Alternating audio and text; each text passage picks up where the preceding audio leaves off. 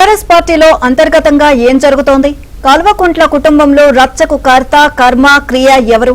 Kaleshwaram files పై Kishan Reddy చెప్పిందేంటి, చేస్తున్నదేంటి? కప్పట్లో Telangana tour కు వచ్చిన PM Modi ఇచ్చి తప్పిన మాట ఏంటి? మంత్రి లోకేష్ ను కేటీఆర్ ఆ వరుసతో సంబోధించడం వెనుక సీక్రెట్ ఏమైనా ఉంటుంది? ఇక దుబాయ్ లో చనిపోయిన ఫిల్మ్ డైరెక్టర్ కేదార్ డెత్ మిస్టరీపై సర్కార్కు అందిన ఫోరెన్సిక్ రిపోర్టులో ఏమైనా సంచలనం ఉందా? పార్టీ మారిన ఎమ్మెల్యేలపై ముఖ్యమంత్రి వర్షన్ ఏంటి? కాంగ్రెస్ పార్టీలో జరుగుతున్న రాజకీయాలపై ఆయన ఏం చెప్పారు? ఇక హస్తినలో మీడియాతో చిట్ చాట్ లో ముఖ్యమంత్రి రేవంత్ రెడ్డి పంచుకున్న అంతరంగం ఇప్పుడు చూద్దాం.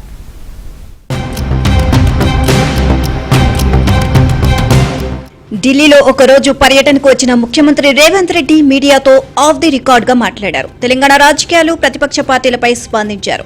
ప్రధాన ప్రతిపక్ష నేత కేసీఆర్ కుటుంబంలో అధికారం, ఆస్తి పంచాయతీ నడుస్తోందని, కవితను బయటకు వెళ్లగొట్టింది కేసీఆర్, కేటీఆర్, హరీష్, సంతోష్ రావులే అని అన్నారు. వారి కుటుంబ పంచాయతీకి తనకు ఎలాంటి సంబంధం లేదని క్లారిటీ ఇచ్చారు రేవంత్ రెడ్డి. ఉద్యమం సమయంలో కేసీఆర్ భావోద్వేగం పేరిట ఎందరో పిల్లలను పొట్టన పెట్టుకున్నారని, వారి ఉస్సూరు తగలడం వల్లే కుమార్తె కవిత కుటుంబానికి దూరమైంది అని సూత్రీకరించారు సీఎం. గతంలో తన కూతురు పెళ్లికి వెళ్లనివ్వకుండా అడ్డుకున్న సంఘటనను చిన్న సమస్యగా కొట్టిపారేసిన రేవంత్ రెడ్డి బీఆర్ఎస్ ను బీజేపీలో విలీనం చేసేందుకు ప్రయత్నించారని కల్వకుంట్ల కుటుంబ సభ్యులే చెప్తున్నారని, ఆ నలుగురు రావులు కలిసి ఒక మహిళ అయిన కవితను కొడుతున్నారు అని, దీనిపై మహిళా లోకం స్పందించాలని తన సానుభూతి వ్యక్తం చేశారు ముఖ్యమంత్రి. మొదటి 5 ఏళ్లలో కేసీఆర్ ప్రభుత్వంలో ఒక్క మహిళకు మంత్రివర్గంలో చోటివ్వలేదని విమర్శించారు రేవంత్ రెడ్డి. ఫోన్ ట్యాపింగ్ అంశం హైకోర్టులో ఉందని, లేదంటే దాన్ని కూడా సీబీఐకి ఇచ్చేవాళ్లమని అన్నారు. ఇక అటు స్థానిక సంస్థల ఎన్నికలపై సరైన నిర్ణయం తీసుకుని హైకోర్టును సంప్రదిస్తామని అన్నారు సీఎం.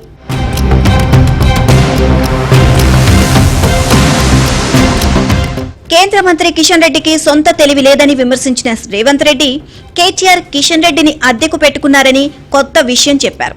ఇక కేసీఆర్ కుటుంబాన్ని తెలంగాణ సమాజం బహిష్కరించింది అన్న ముఖ్యమంత్రి కాళేశ్వరం ప్రాజెక్టు కేసును సీబీఐకి ఇస్తే 48 గంటల్లో విచారణ చేయిస్తామని కిషన్ రెడ్డి గొప్పలు చెప్పారని, ఇప్పటికే ఆ ఊసే ఎత్తడం లేదని విమర్శించారు రేవంత్.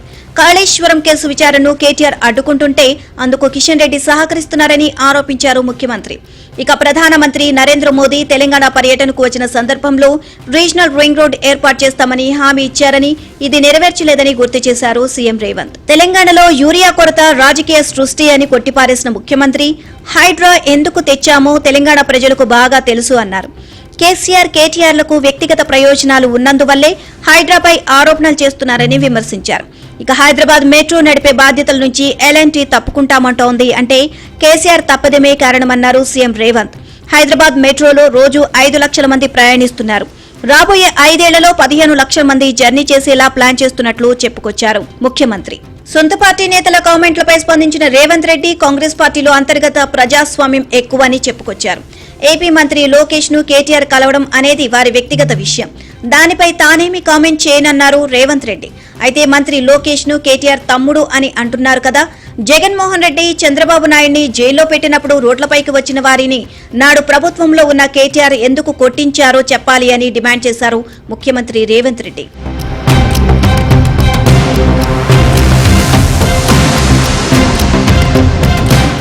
కండువాలు కప్పినంత మాత్రాన పార్టీ మారినట్టు కాదని ఫిరాయింపు ఎమ్మెల్యేల అంశంపై స్పందించిన ముఖ్యమంత్రి అసెంబ్లీ సాక్షిగా తమకు 37 మంది ఎమ్మెల్యేల బలం ఉన్నందున ఆ మేరకు సమయం కేటాయించాలని హరీష్, కేటీఆర్ కోరిన విషయాన్ని ప్రస్తావించారు సీఎం రేవంత్. అయినా పార్టీ మారిన శాసనసభ్యుల అనర్హత అంశంపై స్పీకర్ నిర్ణయం తీసుకుంటారని అన్నారు. ఆ 10 మంది ఎమ్మెల్యే జీతాల నుంచి బీఆర్ఎస్ పార్టీకి 5,000 చొప్పున నిధులు వెళ్తాయి అన్నారు. ఇక షాడో సీఎం అంటూ వచ్చిన ఆరోపణలపై స్పందించిన రేవంత్ రెడ్డి ఆ షాడో సీఎం ఎవరు, ఆ వ్యక్తి పేరు, చేసిన పని ఏంటో చెప్పాలి అన్నారు. తన 20 ఏళ్ల రాజకీయ జీవితంలో ఇలాంటి ఆరోపణలు ఎన్నో చూశానని స్పష్టం చేశారు తెలంగాణ ముఖ్యమంత్రి. తెలంగాణలో కాంగ్రెస్ ప్రభుత్వం డ్రగ్స్ కట్టడిలో సక్సెస్ అయిందన్న రేవంత్ రెడ్డి గత 10 ఏళ్ల బీఆర్ఎస్ ప్రభుత్వం డ్రగ్స్ ను ఎందుకు అరికట్టలేదు అని నిలదీశారు. కేటీఆర్ బావమర్ది ఫామ్ హౌస్ లో డ్రగ్స్, మద్యంతో దొరికారు. దుబాయ్ లో చనిపోయిన నిర్మాత కేదార్ ఫోరెన్సిక్ రిపోర్ట్ ప్రభుత్వానికి అందింది అని ముఖ్యమంత్రి చెప్పడం కొసమెరుపు. మరి ఈ కేసులో ఎలాంటి పరిణామాలు జరుగుతాయో అన్న ఉత్కంఠ నెలకొంది.